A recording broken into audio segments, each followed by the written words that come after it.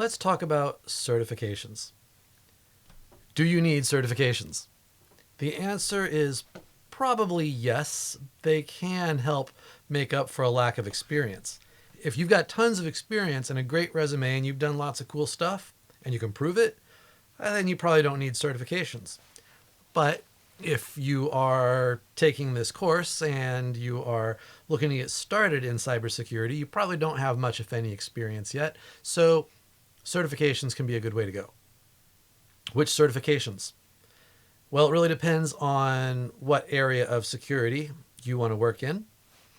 You may recall from an earlier session this little thing that CyberSeek put together, and I have no affiliation with them. I just found this via Googling, and I thought this was a pretty nice little summary of the job titles, or the fields in cybersecurity, and the certifications that tend to go with them. I have a CISSP certification, among others, but that's the big one. That's the kind of the big one, the hardest one to get, and it is most encompassing. That really gets you the best bang for the buck. However, if you want to be, for example, a pen tester, a red teamer, then the OSCP might be a good one to go. And you can scroll through here and check these things out. Now, to get started, I recommend the Security Plus.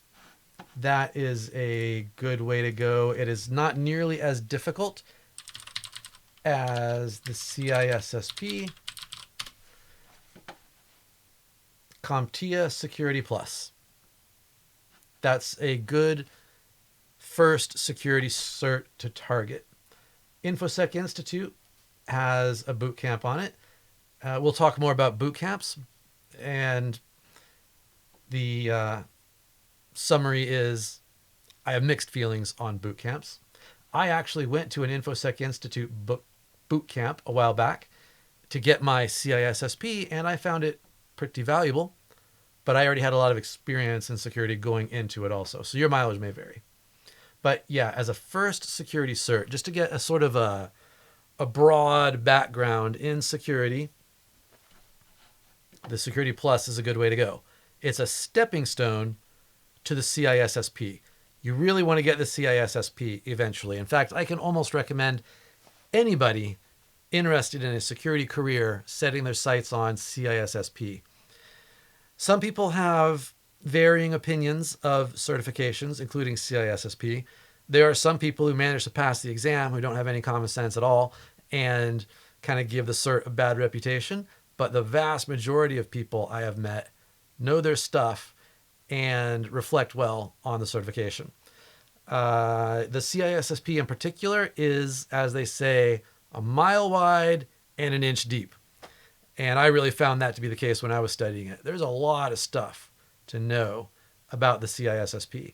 There are some massive books published on all the stuff you need to know to pass the CISSP. So I recommend getting your Security Plus first, getting some experience, with your long-term goal being CISSP. In fact, the CISSP has a work experience requirement. I want to say it was 5 years, maybe 4 years if you've got a college degree or something like that. But you need some experience in order to be a fully fledged CISSP.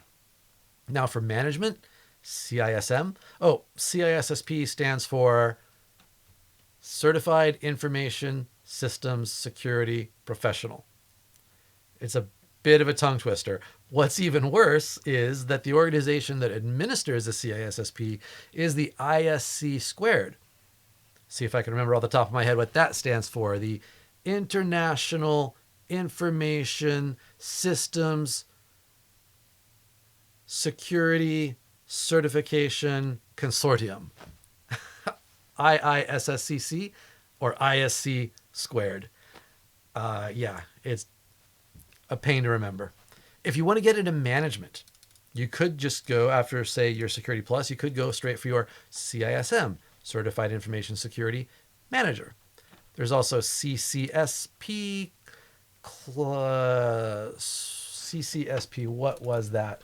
That was the Cloud Security Yeah, certified cloud security professional. I'm actually looking at this one. I've been doing a lot of cloud work lately, and it might help me to have a CISSP. I have not decided yet. There's also the CCSK, and there's a very good chance I will be getting that one soon because I am going to be teaching a class soon on cloud security aimed at getting people their CCSK. So the CCSP is administered by the ISC squared.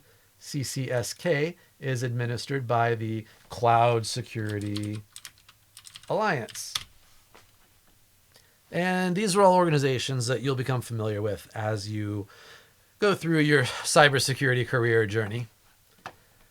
If you are interested in being a red teamer, pen tester, I recommend the OCSP. That's really the one you want to have. Who administers the OCSP? Oh, it's on the top of my head. I'll tip of my tongue. OCSP. Oh, no, that's not it. Online Certificate Status Protocol, that's not it.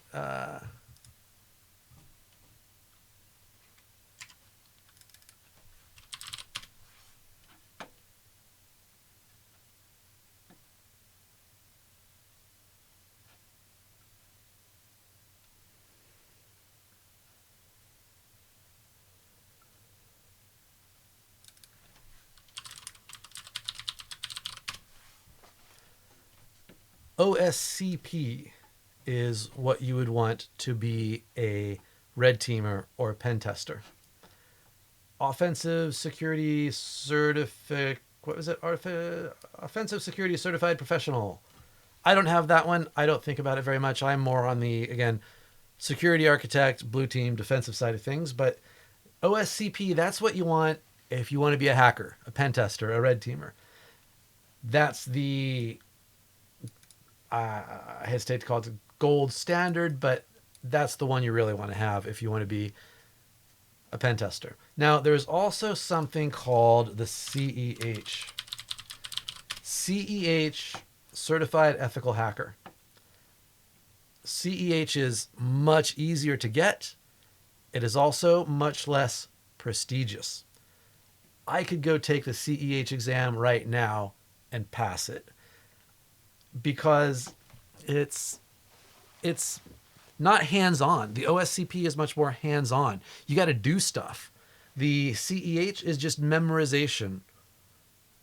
You know, I don't know, like what port does SSH run on and what kind of vulnerability is a buffer overflow. It's like a memory management vulnerability. It's all multiple choice. It's a bunch of questions with like 4 multiple choice answers and you choose the right one. If you've got any experience at all in computers and technology and a little bit of security experience, CEH is a piece of cake.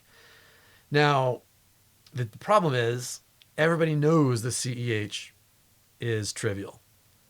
I don't go and get my CEH because at my level, putting CEH on my resume would be like saying, I know how to use a web browser. I know how to use Excel. That's like table stakes, trivial. That's not going to impress anybody. But if you're just getting started, and it might be just enough to show that you've got some interest and some passion for it and you're doing what you can. It's certainly, if you're just getting started, I don't think it would hurt to get the CEH. That might be a good place to start. But once you're up to getting your OCSP, definitely get your OCSP and leave the CEH in the dust. Forget about it. And the whole EC Council, they're not the most prestigious certification organization. Let's just put it that way. Audit and Compliance, CISA. CISA, Certified Information Systems Auditor, right? That's from ISACA. CISM is another ISACA certifying organization. ISACA and ISC squared, they're kind of like the two major competing certification organizations. There's also SANS. SANS is another big one. There are a lot of really good SANS certifications as well. I'm not so familiar with the SANS certifications, but that's definitely something to look at also. The GIAC, things like that. Definitely go for your Security Plus first, and then your CISSP, and then you might want to take a look at the SANS certifications also. And all these certifications are some amount of studying, some amount of bookwork. Some of them are more hands-on, like OCSP. Most of them are multiple choice exams that you take, either online or mostly in a proctored environment. Like I had to go to Pearson VUE to take my CISSP exam. Oh, and the CISSP is so valuable that there are people who will pay other people to take the tests for them. There are people who could be paid to sit the test for you. Do not do that. It will ruin your career. It is horribly unethical. But when I was studying for my CISSP, I joined some Facebook groups related to CISSP and such, and I was hit up countless times by people saying, oh yeah, well, we guarantee you'll pass. And when you dig into how they're going to do that, some of these organizations say they will send someone to sit the exam for you. Now, I don't quite understand how they can pull that off, because when I went to take my CISSP exam, the security around it was significant. Now, I signed an NDA to take the exam. I don't know how much I can tell you about the security measures they take, but suffice it to say, it would be very difficult to cheat on that exam. And they have to enforce this much security because it is a very valuable certification. It can really help out your career. I would say the CISSP cert helped my career out more than anything else. Earlier on, when I was more focused on system administration, just before I transitioned to security, I got a Red Hat Certified Engineer certification, RHCE. And I had never been a big fan of certifications before, but the RHCE spoke to me because it is not a multiple choice exam, memorize the answers. It is a hardcore, hands-on, you better know your stuff type exam. They give you a Linux machine, a virtual machine on a network, and they say, okay, log into this machine, configure it to do this, configure it to do that. It took a few hours. It was hard. Well, it wasn't so hard for me because I had many years of Linux experience at the time, but that is a cert I can respect. The only problem with that particular cert, and it's not a security certification, you don't need to worry about going and getting your Red Hat certification unless you're just really into Linux and you want something to prove it. That's why I did it. But it expires after a few years. It is one of those vendor-specific certifications, which is a money-making machine for the vendor. I think it expired after like 4 years or something, which is a real bummer. And then you got to go take the exam again.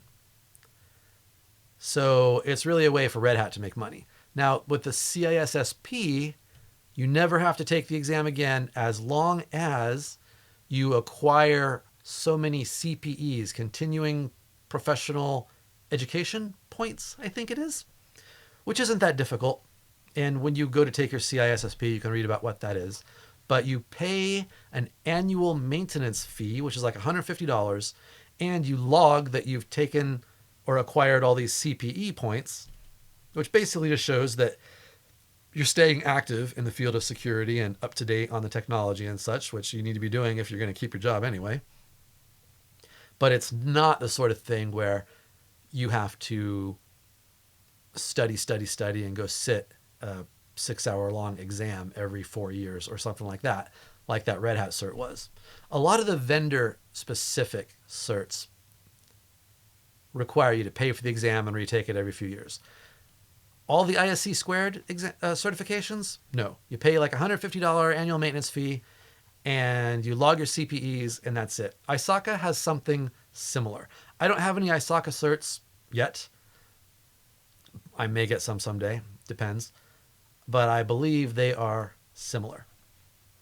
So again, I recommend getting your Security Plus certification first, getting your CISSP Once you've got, say, 5 years of experience in the field and you're up for it, you've studied for it, then you can go and get whatever other field specific certification you want for whatever area of security you want to really focus on.